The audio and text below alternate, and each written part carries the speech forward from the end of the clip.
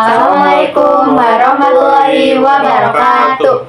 Tepangkeun simkuring ti kelas 17 bade macakeun sajak anu judulna Bulan Masih Nu Baheula karya Rijal Sabda. nepangkeun wasta abi Aldo Hasjanata Kusuma, Abi Azmi Nujani, Abdi Maisa Ajka. rasa ayeuna mayan. Lalampahan teh geus natrat kajeung dipengkolan. bulan beungras keneh nyanyaan lengkah gejet urang nu ngandelkeun gandengan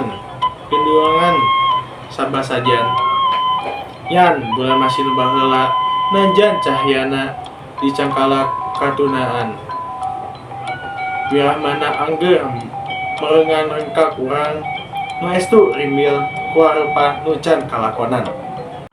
Sajak bulan masih nu baheula ngandung harti nostalgia jeung rasa sono ka mangsa katukang. Sanajan bulan masih sarua kahirupan geus robih.